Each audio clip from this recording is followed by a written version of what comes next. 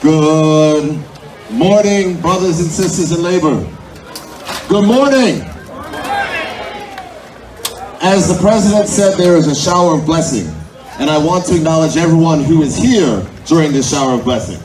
But what I want to say is, and I'm going to keep my remarks as brief as possible, is that someone once said, labor cannot stand still. It must not retreat. It must go on, or it will go under.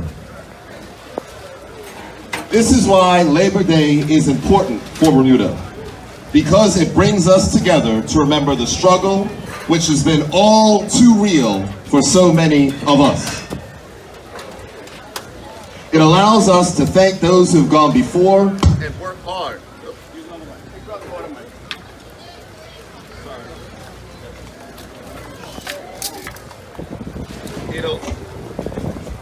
It allows us to thank those who've gone before us and worked hard to make sure workers' rights were put in place.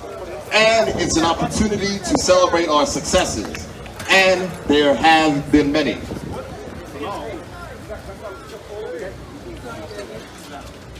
The government that I lead is a labor government, and over the years our leaders have stood shoulder to shoulder with workers, demanding that our voices be heard, fighting for rights and fairness in the workplace. Marching, negotiating, and advocating on behalf of workers is part of our DNA. However, brothers and sisters, many think the work of unions is behind us. We cannot rest on the successes of the past when some of our brothers and sisters are still struggling for fair and decent working conditions. Far too many aren't receiving a decent and livable wage for the hours that they work. That is why this government will make the living wage a reality.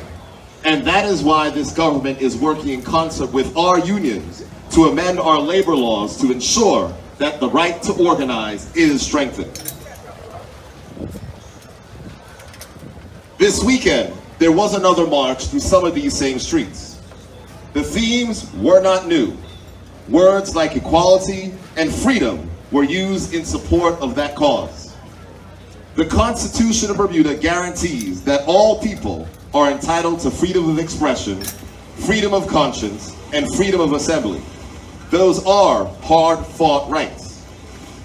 It should not be lost on anyone who marched on Saturday that today's march is what made Saturday possible.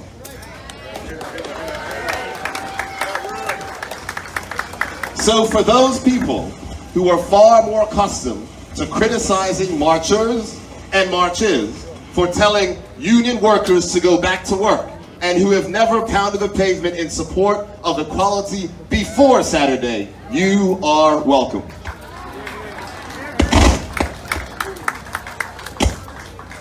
Family, a few minutes ago, I said that labor cannot stand still. It is my personal view that collectively we must move labor away from fighting purely for workers' rights to promoting an ownership society where workers own more and instead of just being consumers of services, become the owners of those services. Because if we can organize and use the power of labor for collective bargaining, then surely we can organize to promote workers owning more, therefore being able to have greater economic power inside of the broader economy. Yesterday at a community event, a lady stopped me and said, "We need our own supermarket." I acknowledged her sentiment, but then I said, no, we do not necessarily need our own supermarket, but we need a collective solution to provide lower cost foods and essentials that we own. Family, and this is important, whether the supermarket or another collective solution, they both accomplish the same goal: lower cost goods with profits being retained by workers who will be the owners. The difference is, and I am being a little controversial here, that one is a 1980s solution to a 2019 problem.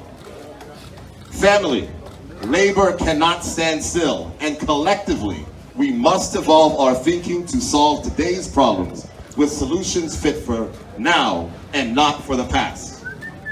So when you hear your government pushing technology, when you see computer labs and upgraded internet, and for the first time having a technology curriculum in our schools, when you see coding boot camps for mature students sponsored by the government, it is to give our people the tools to build the solutions of the future that will empower the next generation. Brothers and sisters, let me close with this. We chant, united we stand, divided we fall. For it to really matter, it must mean something. For those of us who support labor, for those of us who understand labor, and for those of us who want to ensure that labor has a seat at the table, we must remember that there is far more that unites us than divides us. The government that I lead will continue to work in good faith with our union partners, not only for better wages and benefits, but for better accountability at all levels, while actively promoting a culture of collective ownership in Bermuda. The PLP is the government because of all of you, and collectively, all of us will deliver for the people who are looking to us for leadership and a better future for our families. But we will only do it. We will only do it if we remain united. United we stand. Thank you and happy Labor Day. Thank you, Mr. Premier. Let's put your hands together for Bermuda.